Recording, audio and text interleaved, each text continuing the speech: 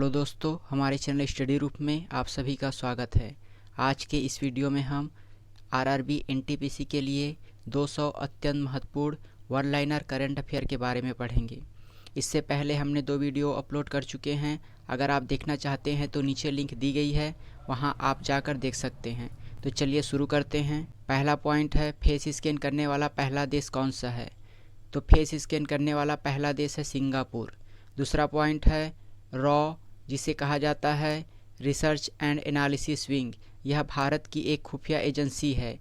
हाल ही में इसके प्रमुख की नियुक्ति हुई है। परीक्षा की दृष्टि से यह महत्वपूर्ण है। हमें याद रखना है कि रॉ के नए प्रमुख के रूप में सामंत कुमार गोयल की नियुक्ति हुई है। अगला पॉइंट है, जुरासिक पार्क की स्थापना। अगर परीक्षा में पूछा जाए कि जुरासिक पार्क की स्थापना किस राज्य में की जाएगी, तो वह राज्य है मध्य प्रदेश। मध्य प्रदेश राज्य में जुरासिक पार्क की स्थापना की जाएगी।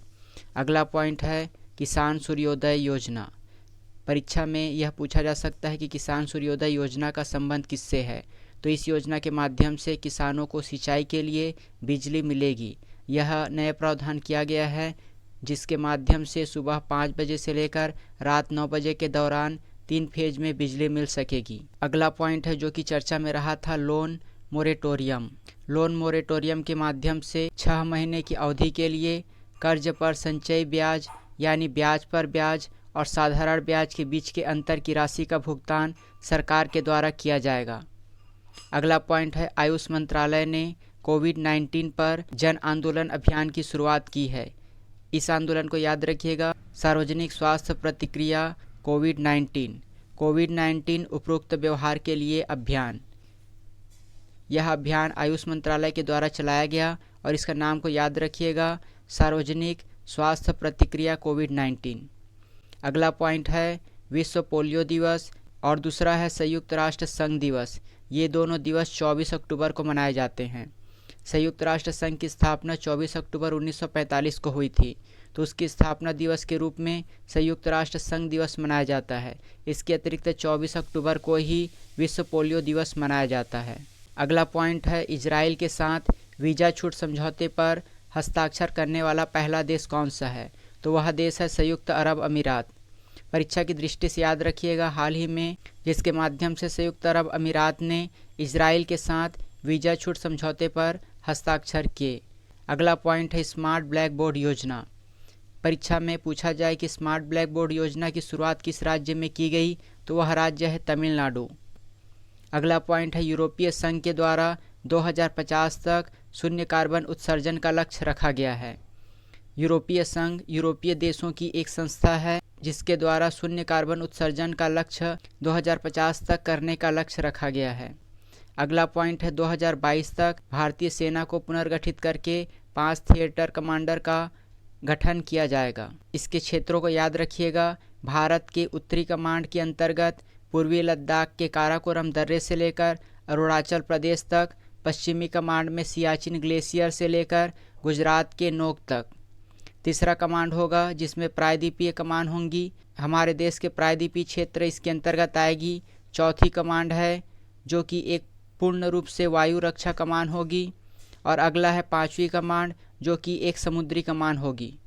याद रखिएगा इसके क्षेत्र को और उसके अंतर्गत कौन से कमांड आते हैं। एक बार फिर देख लेते हैं। उत्तरी कमांड के अंतर्गत भारत के पूर्वी लद्दाख से लेकर अरुणाचल प्रदेश का क्षेत्र आएगा। पश्चिमी कमांड के अंतर्गत सियाचिन ग्लेशियर से लेकर गुजरात के नोक तक आएगा। तीसरी कमांड में आएगी प्रायद्वीपीय कमान। चौथी कमांड जो कि एक प्रकार की वायु कमान होगी, और 5वीं कमांड होगी समुद्री कमान। अगला पॉइंट है, भारत और अमेरिका के मध्य में एक प्रकार का सैन्य समझौता हुआ है। इस समझौते के अंतर्गत सैन्य तकनीक, नक्शों और सैटेलाइट डेटा को साझा करने की सहमति बनी है। याद रखिएगा, भारत और अमेरिका के बीच यह एक समझौता हुआ है। इसके अंतर्गत सैन्य तकनीक, नक्शों और साथ ही सैटेलाइट डेटा को साझा करने की सहमति बनी है। जिस प्रकार यूरोपीय संघ ने 2050 तक शून्य कार्बन उत्सर्जन का लक्ष्य रखा गया है, उसी प्रकार जापान ने भी 2050 तक कार्बन न्यूट्रल का लक्ष्य रखा है। अगला पॉइंट है, जम्मू कश्मीर जो कि हमारे देश का पहला केंद्र शासित प्रदेश है, जहां पर जिला स्तर पर सार्वजनिक वित्तीय प्रबंधन प्रणाली का संचालन शुरू किया जाएगा। याद रखिएगा, जम्मू कश्मीर राज्य जो कि केंद्र शासित प्रदेश बना है वह भारत का पहला केंद्र शासित प्रदेश है जहां पर जिला स्तर पर सार्वजनिक वित्त प्रबंधन प्रणाली की संचालन शुरू की जाएगी। अगला पॉइंट है, पहली बार चंद्रमा की सतह पर पानी की उपस्थिति की पुष्टि की गई। तो यह पुष्टि नासा के इंफ्रारेड एस्ट्रोनॉमी के स्ट्रेटोस्फेरिक वेधशाला के द्वारा की गई। इस वेधशाला को याद रखिएगा, स्ट्रेटोस्फेरिक वेधशाला, जिन्होंने पुष्टि की कि चंद्रमा की सतह पर पानी है। अगला और बहुत ही महत्वपूर्ण है, सेशेल्स के नए राष्ट्रपति। पूछा जा सकता है कि सेशेल्स के नए राष्ट्रपति के रूप में किनकी नियुक्ति की गई, तो वे भारतवंशीय वेवेल रामकलावन की नियुक्ति की गई। अगला पॉइंट है, UN global climate action award. UN global climate action award 2020 के रूप में भारतीय संगठन ग्लोबल हिमालयन एक्सपीडिशन को दिया गया। यह पुरस्कार उन्हें दूरदराज के समुदायों को सौर ऊर्जा उपलब्ध कराकर जलवायु परिवर्तन से मुकाबला करने के लिए दिया गया। याद रखिएगा, UN global climate action award 2020, इसके लिए भारतीय संगठन ग्लोबल हिमालयन एक्सपीडिशन को दिया गया।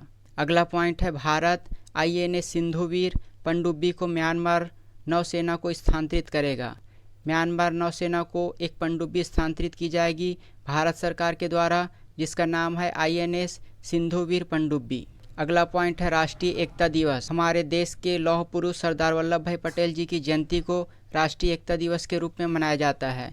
तो सरदार वल्लभ भाई पटेल जी की जयंती है 31 अक्टूबर, जिसे राष्ट्रीय एकता दिवस के रूप में मनाया जाता है। और सरदार वल्लभ भाई पटेल की जयंती के अवसर पर भारत में पहली सी प्लेन सेवा की शुरुआत हुई।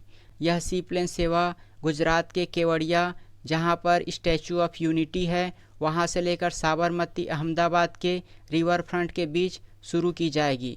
याद रखिएगा, राष्ट्रीय एकता दिवस 31 अक्टूबर को मनाया जाता है। यह सरदार वल्लभ भाई पटेल जी की जयंती है और इस अवसर पर भारत की पहली सी प्लेन सेवा का संचालन किया गया। यह सी प्लेन सेवा गुजरात के केवड़िया, जहां पर स्टैचू ऑफ यूनिटी है, वहां से लेकर साबरमती अहमदाबाद रिवर फ्रंट के बीच संचालित हुई। अगला पॉइंट है, एलायंस एयर के सीईओ जिनकी हाल ही में नियुक्ति हुई, उनका नाम है हरप्रीत सिंह। इसे याद रखिएगा, एलायंस एयर के नए सीईओ की नियुक्ति हुई जिनका नाम है हरप्रीत सिंह। अगला और बहुत ही महत्वपूर्ण है, भारत के नए मुख्य सूचना आयुक्त। भारत के नए मुख्य सूचना आयुक्त के रूप में यशवर्धन कुमार सिन्हा की नियुक्ति हुई है। इसे याद रखिएगा, यह बहुत ही महत्वपूर्ण है। भारत के नए मुख्य सूचना आयुक्त के रूप में यशवर्धन कुमार सिन्हा की नियुक्ति हुई है। अगला पॉइंट है, इसरो के द्वारा PSLV C49 प्रक्षेपण यान के माध्यम से अर्थ ऑब्जर्वेशन सैटेलाइट EOS-1 और उसके साथ ही 9 कस्टमर सैटेलाइट का प्रक्षेपण किया गया। याद रखिएगा, EOS-1 जिसे कहा जाता है अर्थ ऑब्जर्वेशन सैटेलाइट, इसका प्रक्षेपण जिस यान के माध्यम से किया गया उसे याद रखिएगा PSLV C49, और इसका प्रक्षेपण हमारे देश की सबसे बड़ी अंतरिक्ष संस्था इसरो के द्वारा की गई। अगला है, भारतीय सेना के द्वारा सिक्योर एप्लीकेशन फॉर इंटरनेट नाम से साधारण मैसेज एप्लीकेशन लॉन्च की गई है। इसे याद रखिएगा, साधारण मैसेजिंग एप्लीकेशन जिसे भारतीय सेना के द्वारा विकसित की गई है, इसका नाम है सिक्योर एप्लीकेशन फॉर इंटरनेट। अगला पॉइंट है, भारत मध्य एशियाई देशों के विकास परियोजना के लिए $1 बिलियन ऋण व्यवस्था की घोषणा की। याद रखिएगा, हमारा देश भारत मध्य एशियाई देशों के विकास परियोजना के लिए $1 बिलियन ऋण व्यवस्था की घोषणा की। अगला है, फोर्ब्स की ताज़ा सूची में मुकेश अंबानी दुनिया के 7वें सबसे अमीर उद्योगपति हैं। अगला पॉइंट है, अमेरिकी अंतरिक्ष एजेंसी नासा और भारतीय अंतरिक्ष एजेंसी इसरो के द्वारा 2022 तक synthetic aperture radar satellite launch किया जाएगा। अमेरिकी अंतरिक्ष एजेंसी नासा और इसरो के द्वारा 2022 तक इस सैटेलाइट को लॉन्च किया जाएगा। इस सैटेलाइट का नाम याद रखिएगा, सिंथेटिक अपर्चर रडार सैटेलाइट। यह एक प्रकार की रिमोट सेंसिंग सैटेलाइट है जिसके माध्यम से पृथ्वी की संरचना और प्रकृति को समझने में सहायता होगी। अगला पॉइंट है, सबसे अधिक प्लास्टिक कचरा पैदा करने वाला देश कौन सा है, तो वह देश है अमेरिका। अगला पॉइंट है, भ्रष्टाचार के खिलाफ सतर्कता जागरूकता सप्ताह। इसकी अवधि को याद रखिएगा, 27 अक्टूबर से लेकर 2 नवंबर के मध्य में भ्रष्टाचार के खिलाफ सतर्कता जागरूकता सप्ताह मनाया गया। अगला एक स्कीम है, one nation one gold scheme. यह स्कीम लागू होगी जिसके माध्यम से देश के किसी भी राज्य में सोने की कीमत एक समान होगी। यह स्कीम अभी लॉन्च नहीं हुई है, फिर भी हमें याद रखना है one nation one gold scheme के माध्यम से देश के किसी भी राज्य में सोने की कीमत एक समान होगी। अगला पॉइंट है लखनऊ के चौधरी चरण सिंह इंटरनेशनल एयरपोर्ट, जिसका जिम्मा अब अडानी ग्रुप को प्राप्त हुआ है।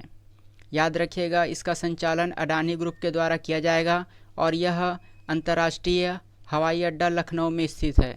इसका नाम है चौधरी चरण सिंह इंटरनेशनल एयरपोर्ट। साथ ही हमारे देश के 6 अंतर्राष्ट्रीय हवाई अड्डों का निजीकरण किया गया। अगला पॉइंट है वैभव शिखर सम्मेलन। इसका आयोजन हुआ है 2 अक्टूबर से लेकर 31 अक्टूबर तक। इसका नाम है वैश्विक भारतीय वैज्ञानिक अर्थात वैभव शिखर सम्मेलन। इस सम्मेलन के माध्यम से विदेशी और स्थानीय भारतीय शोधकर्ताओं और शिक्षाविदों को वैश्विक आभासी शिखर सम्मेलन आयोजित की जाएगी। अगला पॉइंट है प्रख्यात वायलिन वादक और पद्म पुरस्कार से सम्मानित टी.एन. कृष्णन का हाल ही में निधन हुआ। याद रखिएगा टी.एन. कृष्णन का हाल ही में निधन हुआ, जो एक प्रसिद्ध वायलिन वादक थे। अगला पॉइंट है भारत की पहली सौर ऊर्जा से चलने वाली लघु ट्रेन। यह ट्रेन केरल राज्य में संचालित की गई। यह भी रेल से संबंधित प्रश्न है, याद रखिएगा भारत की पहली सौर ऊर्जा से चलने वाली लघु ट्रेन जिसका संचालन शुरू हुआ है केरल राज्य में। अगला पॉइंट है 2020 महिला T20 चैलेंज के टाइटल प्रायोजक हैं जियो। अगला और बहुत ही महत्वपूर्ण है इंडिया इंटरनेशनल फिल्म फेस्टिवल के द्वारा life time achievement award 2020 Om Puri को प्रदान की गई।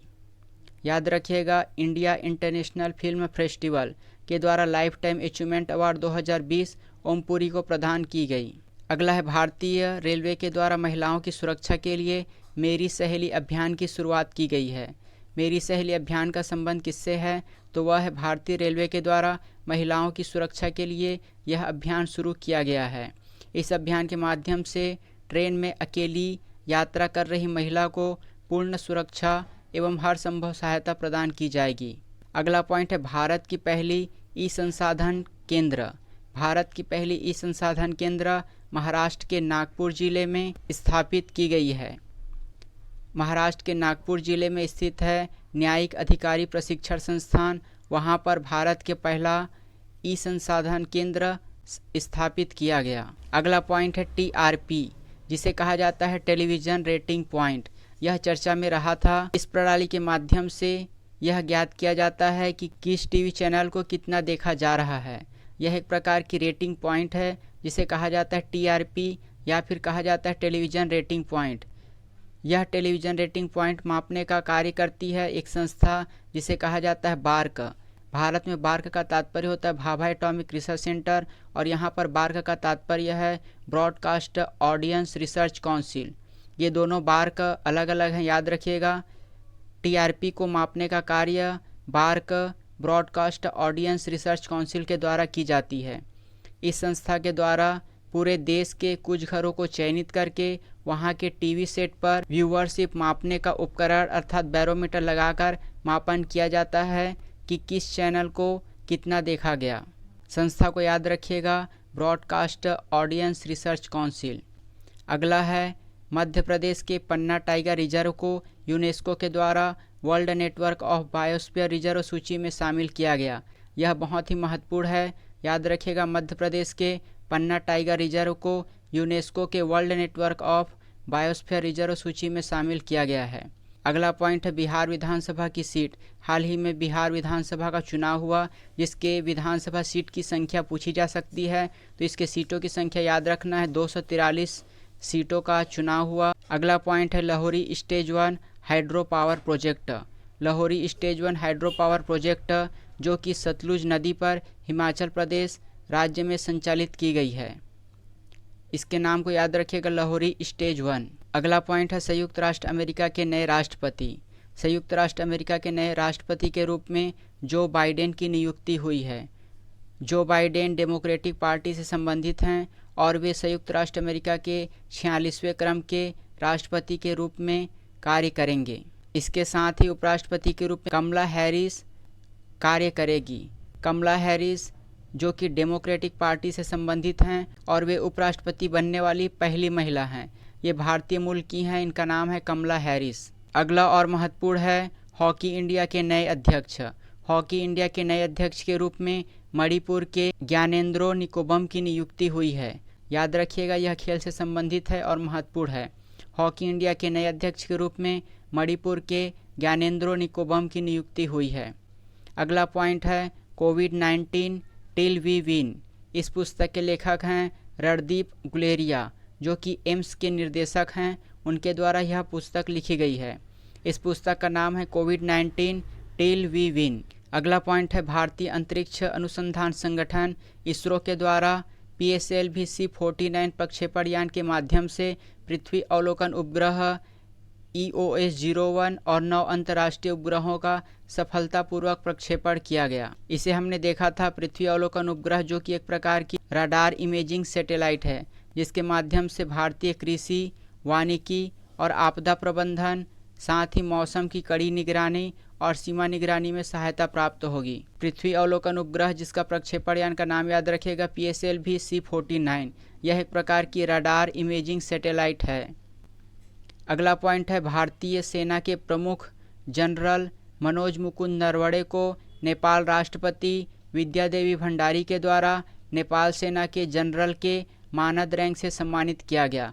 परीक्षा में यह पूछा जा सकता है कि किस देश के द्वारा हमारे देश के सेना प्रमुख मनोज मुकुंद नरवणे को जनरल की मानद रैंक से सम्मानित किया गया, तो वह देश है नेपाल। नेपाल के राष्ट्रपति के द्वारा यह मानद सम्मान प्रदान की गई। अगला पॉइंट है राष्ट्रीय कैंसर जागरूकता दिवस। राष्ट्रीय कैंसर जागरूकता दिवस 7 नवंबर को मनाया जाता है। अगला पॉइंट है संयुक्त समुद्री तटीय अभ्यास, जिसका नाम है सागर कवच।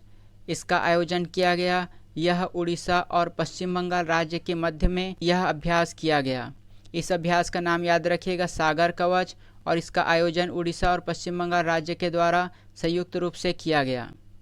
अगला पॉइंट है नई दिल्ली में गांधी दर्शन, राजघाट में होम थिएटर, 360 इमर्सिव एक्सपीरियंस प्रदान करने वाला गोलाकार गुंबद और डिजिटल प्रदर्शनी का उद्घाटन किया गया।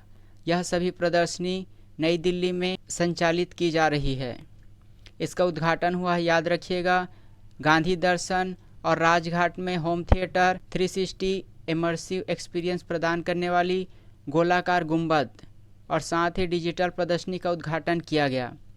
अगला पॉइंट है नमामि गंगे प्रोजेक्ट के ब्रांड एम्बेसडर के रूप में किन्हें नियुक्त किया गया, तो यह नियुक्त किया गया है चाचा चौधरी को।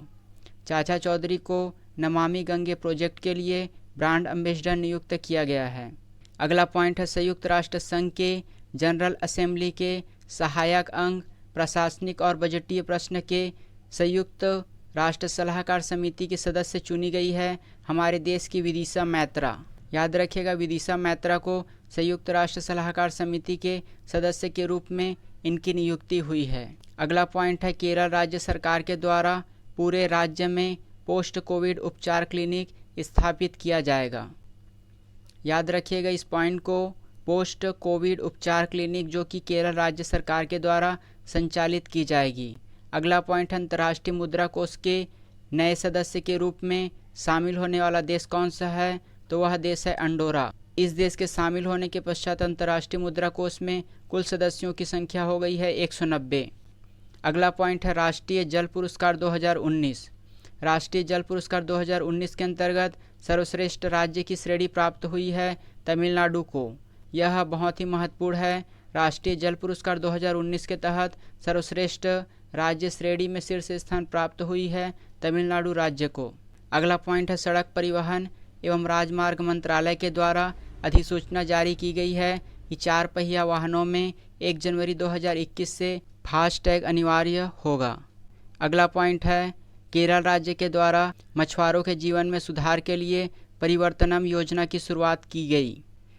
इस योजना को याद रखिएगा, परिवर्तनम योजना केरल राज्य सरकार के द्वारा मछुआरों के जीवन में सुधार के लिए शुरुआत की गई। अगला पॉइंट है जेसी डेनियल पुरस्कार। जेसी डेनियल पुरस्कार फिल्मकार हरिहरन को प्रदान की गई।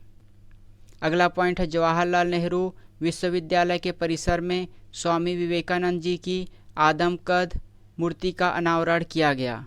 याद रखिएगा, स्वामी विवेकानंद जी की आदमकद मूर्ति का अनावरण जवाहरलाल नेहरू विश्वविद्यालय परिसर में किया गया। अगला पॉइंट है उत्तराखंड के टिहरी गढ़वाल जिले में भारत के सबसे लंबे single lane motorable suspension bridge का उद्घाटन किया गया। यह भारत का सबसे लंबा single lane motorable suspension bridge है और इसका उद्घाटन उत्तराखंड के टिहरी गढ़वाल जिले में किया गया। अगला पॉइंट है केंद्रीय जहाजरानी मंत्रालय का नाम परिवर्तित किया गया है। अब यह मंत्रालय बंदरगाह, जहाजरानी और जलमार्ग मंत्रालय के नाम से जाना जाएगा। यह बहुत ही महत्वपूर्ण है। केंद्रीय जहाजरानी मंत्रालय का नाम परिवर्तित करके बंदरगाह, जहाजरानी और जलमार्ग मंत्रालय रखा गया है। अगला है भारत के महाराष्ट्र का लोनार झील और आगरा के सुर सरोवर झील को रामसर कन्वेंशन के तहत मान्यता प्रदान की गई और उसे रामसर कन्वेंशन के तहत मान्यता प्राप्त सूची में शामिल किया गया। इसके नाम को याद रखिएगा, महाराष्ट्र के लोनार झील और आगरा के सुर सरोवर झील। लोनार झील हमारे देश का एकमात्र गड्ढा झील है और सुर सरोवर झील को कैथम झील भी कहा जाता है। इन दोनों को रामसर कन्वेंशन के तहत मान्यता प्राप्त स्थलों की सूची में शामिल किया गया है। अगला पॉइंट है आसियान के 10 देश और 5 अन्य देश चीन, जापान, दक्षिण कोरिया, न्यूजीलैंड और ऑस्ट्रेलिया, इन सभी को मिलाकर कुल 15 देशों के मध्य में विश्व के सबसे बड़े व्यापार समझौता हुआ, जिसके माध्यम से क्षेत्रीय व्यापक आर्थिक साझेदारी का गठन करने के लिए इन सभी के मध्य में हस्ताक्षर किए गए। इसमें कुल देशों की संख्या थी 15, जिसमें आसियान के 10 देश शामिल थे। इसके अतिरिक्त चीन, जापान, दक्षिण कोरिया, न्यूजीलैंड और ऑस्ट्रेलिया शामिल थी। यह विश्व का सबसे बड़ा व्यापार समझौता है। इस समझौते के अंतर्गत विश्व की लगभग 1/3 आर्थिक गतिविधियां शामिल होंगी। अगर हम जीडीपी के संदर्भ में देखें तो यह दुनिया का सबसे बड़ा व्यापार समझौता है। अगला है कोस्टल सिक्योरिटी पुलिस के द्वारा मछुआरों के लिए एक ऐप लॉन्च की गई है। इस ऐप का नाम है कदालू ऐप। याद रखिएगा, कदालू ऐप लॉन्च की गई है जो कि कोस्टल सिक्योरिटी पुलिस के द्वारा मछुआरों के लिए लॉन्च की गई है। अगला पॉइंट है नीतीश कुमार, जो कि बिहार के नए मुख्यमंत्री के रूप में 7वीं बार पद ग्रहण करेंगे और बिहार के उप मुख्यमंत्री के रूप में तारकिशोर और रेणु देवी ने शपथ ग्रहण की।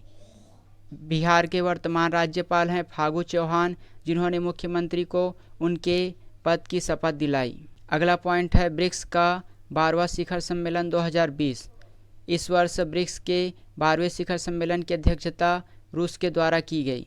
इस पॉइंट को याद रखिएगा, ब्रिक्स के 12वां शिखर सम्मेलन की अध्यक्षता रूस के द्वारा की गई। यह आयोजन वर्चुअल माध्यम से हुआ। इस शिखर सम्मेलन का थीम था वैश्विक स्थिरता, साझा सुरक्षा और अभिनव विकास। ब्रिक्स एक संगठन है जिसमें तेजी से उभर रहे अर्थव्यवस्था वाले 5 देश ब्राज़ील, रूस, भारत, चीन और दक्षिण अफ्रीका शामिल है।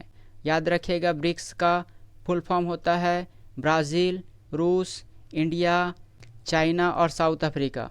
साउथ अफ्रीका सबसे अंत में शामिल हुआ। अगला पॉइंट है मशहूर बंगाली अभिनेता सौमित्र चटर्जी, जिनका हाल ही में निधन हुआ। सौमित्र चटर्जी एक अभिनेता थे जिन्हें फ्रांस का सर्वोच्च नागरिक सम्मान legion the honour 2018, Dada Saheb Phalke पुरस्कार 2012, इसके अतिरिक्त पद्म भूषण 2004 जैसे पुरस्कार प्राप्त हो चुके हैं। ये बहुत ही मशहूर बंगाली अभिनेता थे जिनका हाल ही में निधन हुआ। याद रखिएगा सौमित्र चटर्जी, और उनके पुरस्कारों को भी याद रखिएगा। इन्हें फ्रांस का सर्वोच्च नागरिक सम्मान legion the honour 2018, Dada Saheb Phalke पुरस्कार 2012 में दिया गया था और पद्म भूषण 2004 जैसे पुरस्कार से सम्मानित किया गया। अगला पॉइंट है अमेरिका के पूर्व राष्ट्रपति बराक ओबामा की एक नई किताब है जिसका नाम है ए प्रॉमिस्ड लैंड। यह बहुत ही महत्वपूर्ण है। ए प्रॉमिस्ड लैंड पुस्तक के लेखक हैं अमेरिका के पूर्व राष्ट्रपति बराक ओबामा। अगला पॉइंट है मालाबार युद्धाभ्यास के दूसरे चरण का आयोजन किया गया। युद्धाभ्यास में 4 देश शामिल हुए और इस युद्धाभ्यास में दुनिया का सबसे बड़ा युद्धपोत USS निमित्ज शामिल हुआ। अगला पॉइंट है चित्रा बनर्जी दिवाकरुणी, जिनकी एक नई उपन्यास आई है द लास्ट क्वीन, वीरांगना महारानी जिंदन कौर। याद रखिएगा, द लास्ट क्वीन, वीरांगना महारानी जिंदन कौर, और इस उपन्यास की लेखिका हैं चित्रा बनर्जी दिवाकरुणी। अगला पॉइंट है भारत की पहली सौर आधारित एकीकृत बहुग्राम जल आपूर्ति परियोजना जो कि अरुणाचल प्रदेश राज्य में शुरू की गई है। यह बहुत ही महत्वपूर्ण है। भारत की पहली सौर आधारित एकीकृत बहुग्राम जल आपूर्ति परियोजना जो कि अरुणाचल प्रदेश राज्य में शुरू की गई है। अगला पॉइंट है मध्य प्रदेश सरकार के द्वारा गायों के संरक्षण के लिए गौ कैबिनेट बनाया जाएगा। हमारे देश में मध्य प्रदेश राज्य के द्वारा गायों के संरक्षण के लिए गौ कैबिनेट बनाया जाएगा। अगला पॉइंट है मैक्रो ब्लॉगिंग वेबसाइट ट्विटर के द्वारा फीचर्स लॉन्च की गई है।